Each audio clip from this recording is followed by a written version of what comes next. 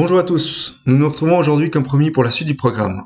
Un peu dans la continuité de ce que nous avons vu la dernière fois, lorsque nous avions parlé de libre-échange et de protectionnisme, nous allons revenir sur les grands traités, les grandes organisations qui ont été dessinées à l'échelle du monde. À commencer par l'ALENA, qui est un accord de libre-échange nord-américain qui réunit les États-Unis, le Canada et le Mexique pour favoriser les échanges commerciaux et les investissements entre ces trois pays. De la même manière, l'Union européenne a pour ambition la libre circulation des personnes, des capitaux, des marchandises et des services à l'intérieur de l'Union, ainsi que l'établissement d'une politique commerciale commune à l'égard du reste du monde. Nous reparlerons de l'Union européenne, de sa fondation, notamment du traité de Rome, et des régions concernées, sachant que ces régions sont en constante évolution, avec l'ajout, suivant les années, mais aussi le retrait avec le Brexit de certains États. À cela s'ajoutent bien évidemment d'autres accords, l'ASEAN, qui relie toutes les nations du sud-est asiatique, le Mercosur, qui concerne plutôt l'Amérique latine, l'Amérique du Sud, pour être plus précis, l'Argentine, le Brésil, le Paraguay et l'Uruguay. L'UMA, qui s'intéresse principalement au Maghreb arabe, même si actuellement la situation est un petit peu particulière, avec les différentes crises qu'a connues le Maghreb au cours des dernières années. L'OPEP, enfin, Organisation des pays exportateurs de pétrole, qui essaie de coordonner un peu sa politique pétrolière, de manière à éviter justement que le pétrole ne soit vendu trop cher ou pas assez cher par certains États, et de cette manière, garantir le réapprovisionnement régulier des consommateurs.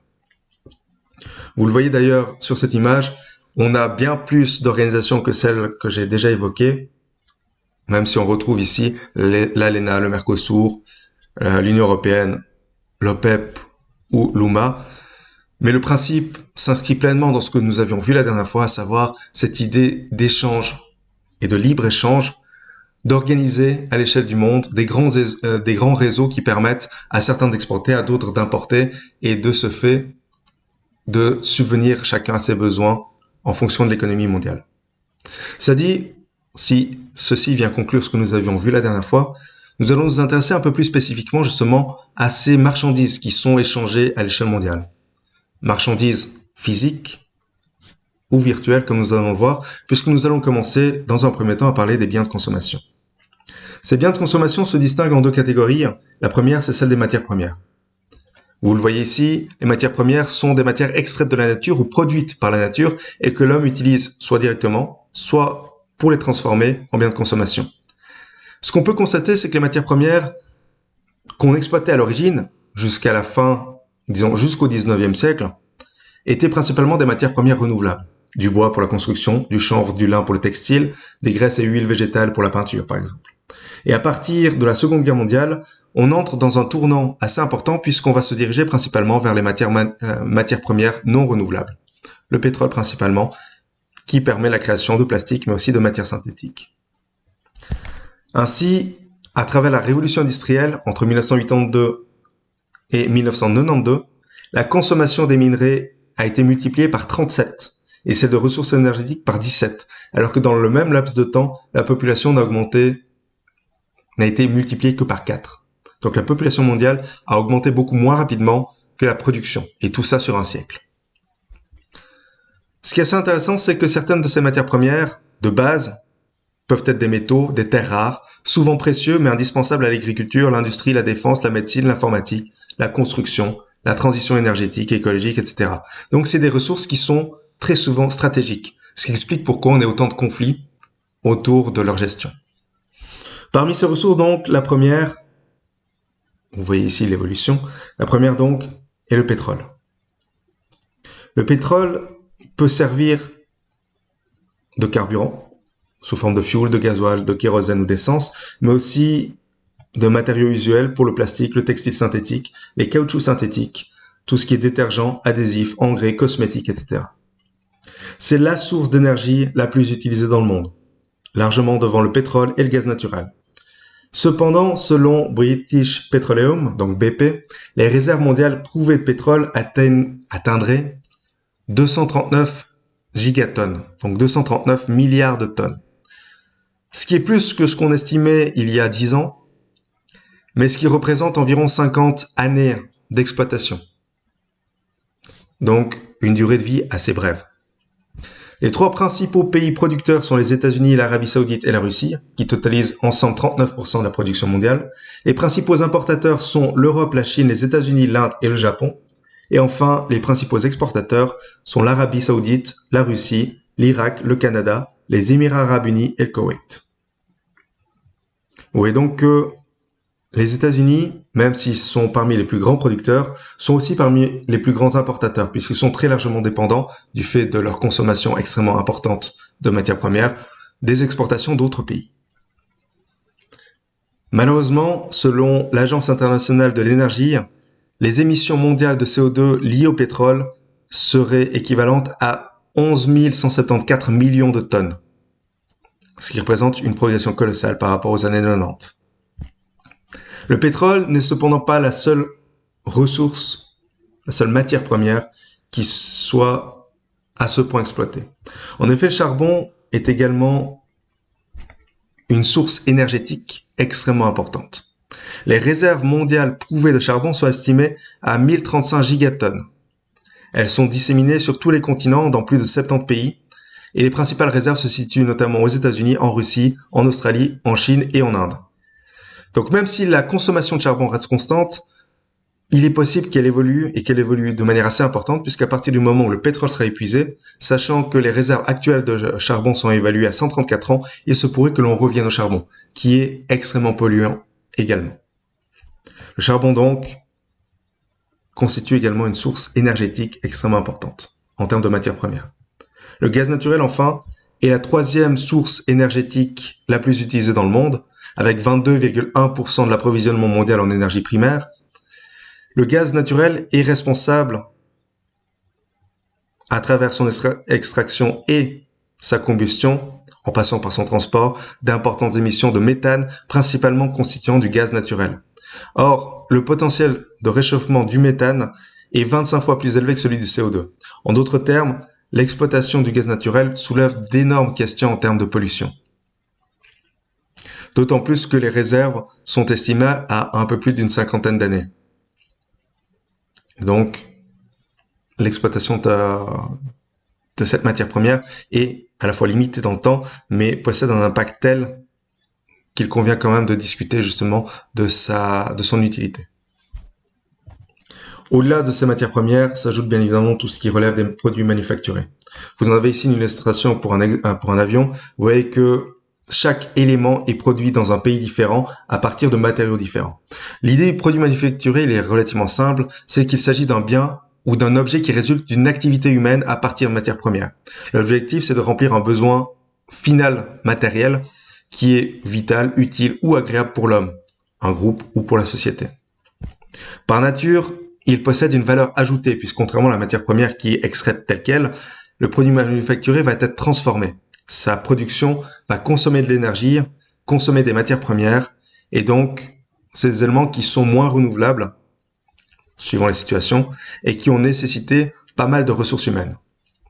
Le pétrole par exemple, c'est la matière première essentielle à l'activité économique mondiale et elle est à la base, comme on l'a vu, de beaucoup de produits manufacturés qui sont échangés à l'échelle du monde. Vous le voyez ici par exemple sur une voiture ou sur un iPhone, la quantité d'éléments qui composent ces différents produits qui vont être assemblés dans un pays mais produits dans des tas de pays différents à partir de matériaux plus ou moins riches, plus ou moins renouvelables. Des matériaux précieux, par exemple pour les téléphones portables, en passant par le plastique issu du pétrole. Et ces échanges se font principalement par l'intermédiaire de la voie maritime. Ce qui explique aujourd'hui l'importance des façades économiques maritimes dont on a déjà parlé précédemment lorsqu'on parlait justement du commerce maritime. Le trafic maritime mondial a augmenté d'ailleurs de 65% depuis les dernières années, depuis 1970, ce qui montre justement toute l'importance de ce cycle. Et vous avez ici le cycle de vie d'un produit, vous le voyez, extraction des matières premières, fabrication, transport, distribution, utilisation, et à partir de là, la question se pose, est-ce qu'on revalorise le produit pour produire autre chose, ou est-ce que ce produit arrive en fin de vie, et à partir de là, qu'est-ce qu'on en fait ? C'est un défi qui est assez important puisque justement la question du recyclage est de plus en plus actuelle. À titre d'illustration, vous le saviez peut-être, mais en 2002, la quantité de ressources consommées mondialement s'élevait à 53 milliards de tonnes. Et en 2020, ce chiffre, selon les estimations, s'élèvera à 80 milliards de tonnes. Donc vous voyez l'évolution en 18 ans. À titre de comparaison, les chasseurs-cueilleurs consommaient environ 1 tonne de ressources par personne et par an. Alors qu'aujourd'hui, c'est entre 15 et 35 tonnes pour cette même personne dans un pays industrialisé. De la même manière, une voiture moyenne contient plus de tonnes de fer et d'acier, vous voyez, 180 kg d'aluminium, plus d'une tonne, de fer et d'acier, 108 kg d'aluminium, 23 kg de fibre de carbone, 19 kg de cuivre, 18 kg de silicone, 10 kg de zinc et plus de 30 autres substances minérales comme le titane, le platine et l'or. Donc, des quantités de matières premières colossales. Et vous savez combien de voitures sont produites aujourd'hui, ce qui témoigne justement de l'essor de ces biens de consommation, mais aussi de leur impact sur notre planète.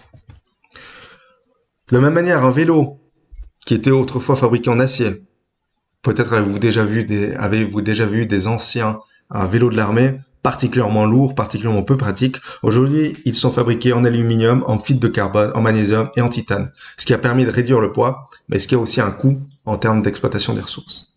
Enfin, dernier élément, une batte de baseball, par exemple, ou une raquette de tennis qui était autrefois fabriquée en bois, contiennent aujourd'hui de l'aluminium, de la fibre de verre, du graphite, du titane, du zirconium, du beryllium, du cuivre, du tungstène, de l'acier. Donc, toute une série de produits qui ont un coût, une valeur extrêmement élevée. Voici ce qu'il en est pour les biens de consommation. Donc, ça nous donne un petit aperçu finalement de cette situation. Le but, c'est pas de s'étendre beaucoup plus. On aurait sans doute bien à dire encore sur ces éléments, mais vous voyez un petit peu ce qu'il en est. Les biens de consommation constituent aujourd'hui un élément extrêmement important du réseau mondial, de l'échange de produits au niveau mondial et a un coût en termes de matières premières et de ressources humaines.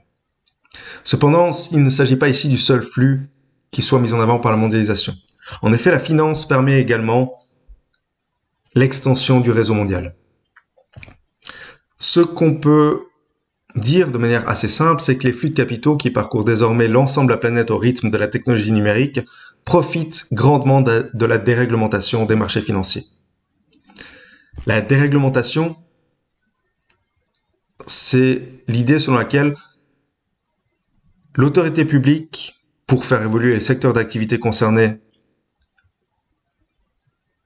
laisse de plus en plus de liberté, régule de moins en moins le fonctionnement des entreprises, se met de plus en plus à l'écart. Vous le voyez un petit peu sur cette image. L'idée de dérégulation, c'est que l'État intervienne moins. Bien évidemment, vous le voyez sur cette caricature, la conséquence, c'est que si les entreprises traversent des périodes un peu plus difficiles, l'État apparaîtra souvent comme un moyen de sauvetage. Ce qui participe à cette déréglementation des marchés financiers, c'est notamment les bourses. Les bourses sont des institutions de l'économie de marché parce qu'elles assurent la formation continue des prix par confrontation de l'offre et de la demande. Dans les bourses, on échange des marchandises, des valeurs. Et on le fait dans des conditions de relative sécurité pour l'acheteur et pour le vendeur. Il y a à chaque fois des gens qui vendent, des gens qui achètent à différents prix, et c'est comme ça que se font les échanges économiques au niveau mondial et que se crée la richesse actuellement. Vous avez quelques-unes de ces grandes bourses, la bourse de New York bien évidemment, Wall Street, mais la bourse de Londres également ou la bourse de Tokyo sont des grands éléments qui participent à tout ça. Et parallèlement, les banques assurent avec les assurances et les investisseurs le maintien de ce système qui fonctionne aussi d'une certaine manière grâce aux paradis fiscaux dont nous avons déjà parlé, puisque la richesse créée va circuler et parfois va être dissimulée pour des raisons fiscales. Mais forcément, qui dit dérégulation dit aussi plus de risques. En effet, tant qu'on respecte les règles fixées par l'État, tant que l'État exerce un contrôle, on navigue dans un cadre assez serré qui laisse assez peu de marge finalement d'erreur. À partir du moment où la dérégulation se met en place, la liberté prenant le pas, on a de plus en plus de risques, notamment liés à la mobilité des capitaux financiers. Et à partir de là, si la croissance est beaucoup plus facile dans un marché dérégulé que dans un marché extrêmement contraint, il y a aussi plus de probabilités de voir survenir des crises boursières, qui apparaissent souvent comme étant inévitables. Et dans ce contexte-là, les États vont faire des efforts en termes de stabilité politique, économique et sociale pour rendre leur territoire attractif aux flux financiers et aux entreprises qui développent des véritables stratégies de localisation. Donc l'idée, ça va être à l'État d'être le plus attractif possible, le plus stable possible pour permettre à l'économie de se développer.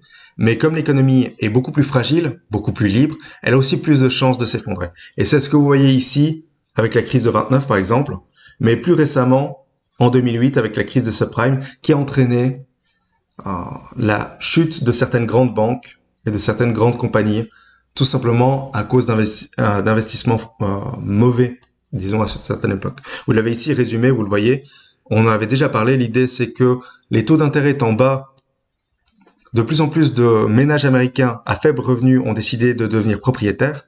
Les banques ont prêté de l'argent avec des crédits variables pour l'achat de leur logement. Donc tant que les taux sont bas, tout va bien. Mais à partir du moment où les taux sont relevés, la situation devient beaucoup plus compliquée.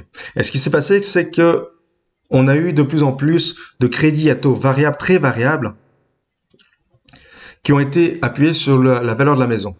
Or, progressivement, la situation a empiré. Les banques ont réalisé qu'elles risquaient de perdre de l'argent, donc elles ont relevé les taux. Et à partir de là, les emprunteurs ne pouvaient plus rembourser leur